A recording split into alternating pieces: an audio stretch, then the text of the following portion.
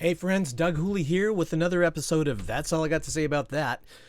Last time we talked about being biblically watchful, that of knowing the prophetic scriptures, looking at the world around us in light of those scriptures, and abiding in Jesus until he returns and sets up his kingdom here. And how important it is to not just look at what's going on around us from our place in time, our location and geography, but rather keeping an eye on Israel and specifically Jerusalem. Why? Because that is where the bulk of prophetic scriptures are going to be taking place. Yes, the rest of the world will be affected by it, but that's where they're going to be taking place. So today I want to talk about the importance of even focusing in further on the Temple Mount in Jerusalem. What's so important about the Temple Mount? Well, first, as background, that's where the Shekinah glory of God once dwelled, like a physical presence of our spiritual God Yahweh was located in the Holy of Holies in the temple in Jerusalem on the Temple Mount. Traditionally, it's the site that the Jews say that Adam was created at, that Abraham was going to sacrifice Isaac until his hand was stayed. It's where Solomon built the first temple because that's where it was revealed that that's the only place in the world that a sacrifice can take place, and anywhere else is unacceptable and an insult to God. And it's where the second temple was rebuilt that Jesus knew as the temple that he walked in and taught in. That's the significance of it. Why is it prophetically significant? That's because that will be the location of the most unmistakable sign that Jesus is about ready to return is going to take place is on the Temple Mount. And what that sign is was called by Jesus the act of the abomination of desolation spoken of by the prophet Daniel. Jesus talked about that in Matthew chapter 24 in his Olivet Discourse, his talk about his own return.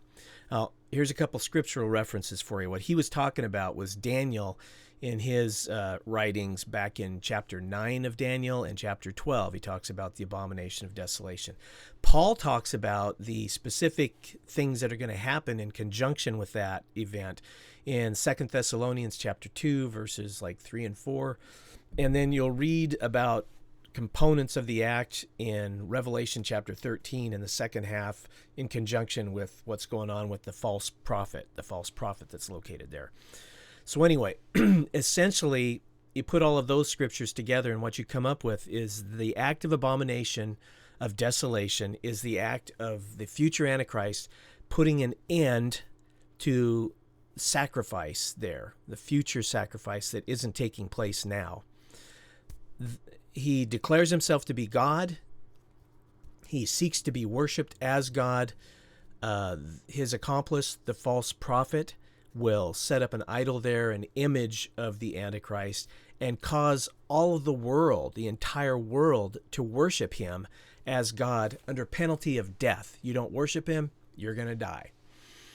Okay, so that event starts off a 3.5-year period of time that the Antichrist is said to have authority for that is called the Great Tribulation. By the end of that, Jesus will return. He will rescue his ecclesia and establish his millennial kingdom here on the earth. So this is a pretty big deal, right? Well, if you noticed, this act includes putting an end to sacrifice. Right now, standing over the exact spot where the Jews need to rebuild their temple or tabernacle stands a Muslim mosque called the Dome of the Rock. Off to the side is the Al-Aqsa Mosque. So there's a lot of Muslim buildings up on the Temple Mount right now that are in the way of the Jews setting up their temple or tabernacle in order to conduct these sacrifices. Well, how are we going to get from Dome of the Rock to Jewish temple? I don't know. Scripture doesn't specifically tell us. It gives us some clues, though, and I'm not going to have time to tell you about those today. Anyway, watch the Temple Mount.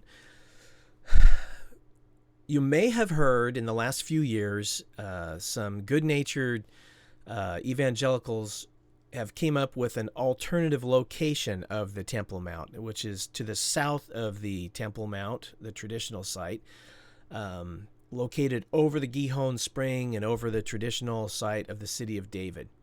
That is, the only words that are coming to mind is it's a load of crap. I've done a significant amount of research of the documentation on why they believe what they do and why the traditional view of where the temple is located is the superior case to be made. The Jews have traditions going back to the second temple when Jesus was on the earth of where it was located exactly. They have the documentation of all of the first century historians of where it was located, and they have the archaeology to support it. Not only archaeology of the second temple, but the stones that supported that underneath it from the first temple, the time of Solomon, and also where these other people say the temple was located. They have found the remains of David's palace. Well, Solomon didn't build the temple on top of David's palace. Anyway, you can research that for yourself. There's a lot of videos online. There are a lot of books. Biblical Archaeology Review magazine has pretty conservative articles about that kind of stuff. So I would encourage you to research that for yourself. But in my opinion, that I already said is a load of caca. It's just not true. Like I say, I think it's an evangelical effort to help bring about the temple so Jesus can return, as if he needs our help. Well, in Jerusalem, not just Jerusalem, but Israel, and amongst the Jewish world at large, there are generally what I can categorize, maybe accurately or not, I don't know, 3 different camps of restoring the temple in Jerusalem. The first, the evangelicals would love. There are organizations such as the Temple Mount Faithful and the Temple Institute.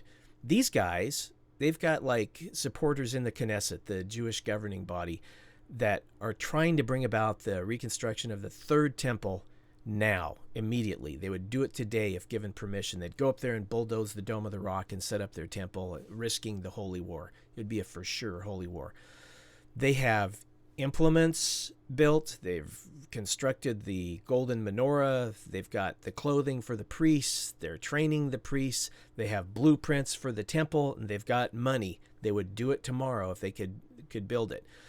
A lot of times, as evangelicals, we are fed this line that all Jews want to get this done and over with and build the temple so that they've got their place to worship again. That's just not true. The majority of the Jews, from what I can find out, I can't speak on their behalf, but from what I have seen and read and heard, they believe that according to the Torah, that the Messiah, their Messiah, they don't recognize Jesus currently, but when their Messiah shows up, the telltale sign that he is the Messiah is that he, the Messiah, will bring about the construction of the third temple, and that he will, through his prophetic, miraculous insights, be able to determine who make up the Levitical priesthood that will work in the temple, and he'll identify everybody else's tribal affiliation in Israel. Every Jew will know what tribe they're from. That is what they think is going to happen. The third, another minority view, but you may run across this on videos if you Google Temple Mount or temple reconstruction, something like that. There's all sorts of videos right now about how the third temple is under construction secretly, and that's intriguing. So you watch it, and what they're talking about is that they believe that the temple is under construction in heaven. It's going to be built there, plopped down by the future Messiah, and finished up here. They think that their prayers and their dedication are helping to build that in heaven. So anyway, that's their opinion how that's going to take place. Some believe in a combination, of the latter two. Anyway, that's how they think it's going to happen. There is a lot to say about how prophetic scripture can kind of tie into how the majority of the Jews believe that the temple is going to come about. But I don't have time to talk about that right now. The references for the news agencies and the Twitter feeds are good references that I gave you last time to keep up on what's going on in real time in Jerusalem regarding the Temple Mount. There's news about it almost every day, so I would encourage you to look at that. But for now, that is all I got to say about that, except for thanking you for watching and to ask you to please click on the subscribe button, and if you find this video of value, the like button. Until next time, may God bless you richly, and Maranatha.